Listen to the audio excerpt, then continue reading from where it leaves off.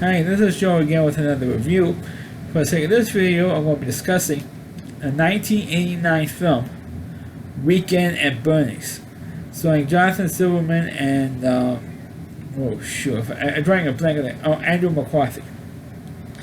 Of course, this movie is one of the worst comedy movies of all time, one of the worst premises of the movie.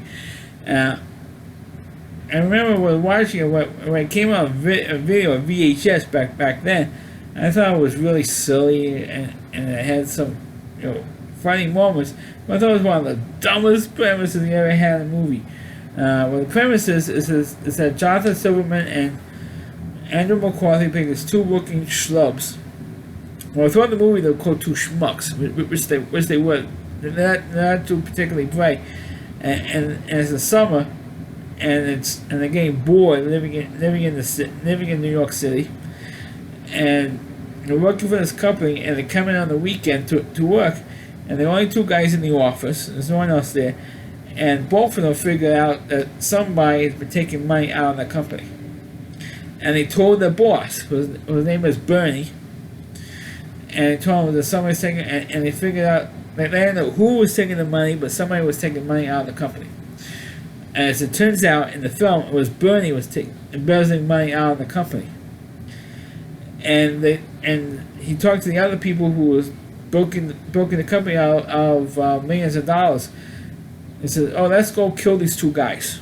Let's kill the two schmucks because they wanted to blow the whistle on us." So what happened is Bernie said, "Oh, got an idea." He decides he has this big mansion down in the Caribbean somewhere. And he said, "Okay, well, I'll fight these two guys down there and we kill them there. And make sure that I'm not here in New York and not down there, so that way I have a solid alibi." I said, "Okay, let's do that." So instead of the two schmucks getting killed, Bernie actually gets killed and dies, and the two schmucks finds him dead, in the house. Or his house that he has down in the Caribbean, and he says, "Oh, now what the hell are we going to do?" And then for the rest of the movie, the two guys pretend that Bernie is actually still alive. They have his arm rigged, says, "Oh, hi girls," and all these pretty girls, and they have him rigged.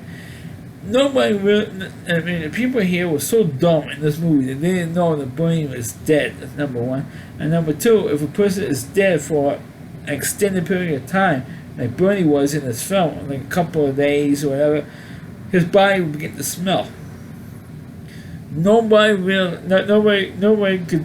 I guess apparently lost their sense of smell, and nobody knew this guy was dead because his body didn't smell. And at one point, his girlfriend, because he breaks up with him, or Bernie's girlfriend, comes to the house and actually does have sex with a dead body.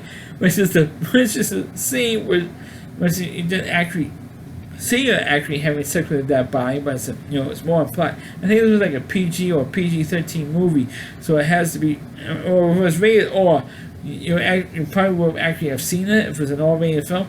But I think this movie when it came out, I think it was PG-13. I'm not too sure. I don't remember what the exact meaning was for this film when it came out in 1989. But you never actually You see her going into the bedroom, and he's lying there, in the bed, and it's implied that she actually had sex with Bernie, and is Bernie being dead. And I thought it was not only one of the gross out comedy scenes, but it was also one of the funny to see that she's actually having sex with a dead guy. Now how could she? And when she comes out of the bedroom, and she leaves the house. I think Andrew McCarthy says he gets laid more times dead than I do when I'm alive, which is was the best line in the whole movie. And he says, "How can he have sex when he's dead?" Yeah, and I'm trying to figure that thing out. And of course, the rest of the movie is this two idiots trying to transport his body to different places so that people won't know that he's dead. And then, of course, the people who went to kill him believes that Bernie was still alive. No, he wasn't. And of course, the whole thing gets out. The guys who went to kill Bernie ends up getting arrested by the local cops. And they took the body. They finally took Bernie's dead body out. And of course, at the very end of the movie, everything seems to be settled. by the end of this film, and except for the fact that the ambulance the Bernie is in crashes and his body comes out, and he just happens to stop right where the two idiots are, and one of the two idiots has a girlfriend. That's where they stop, right where they're sitting on the beach, and that's how the movie ends. I mean, it's like one of the world's dumbest premises in this movie, and I can't believe they actually made a sequel to this film. I mean, come on. I mean, one of these movies is enough. I think they made at least one sequel out of this, like Weekend at Bernie's 2 or something. And where people think a voodoo guy and he's like walking dead like a zombie, a dumb look on his face. But Weekend at Bernie's is one of those dumb, silly comedies from the 80s. And it's absolutely, you have to like suspend your disbelief when watching this movie. So let me review the movie Weekend at Bernie's, because I have nothing to say about this movie because it's that dumb it's that completely dumb premise. That's my review of the movie Weekend at Bernie's. Please click on the video, please rate it. Please subscribe to my channel, please forward this video on your Facebook pages.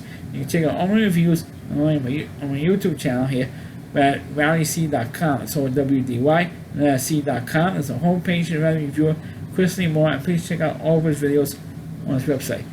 Thanks for watching. Catch you next time.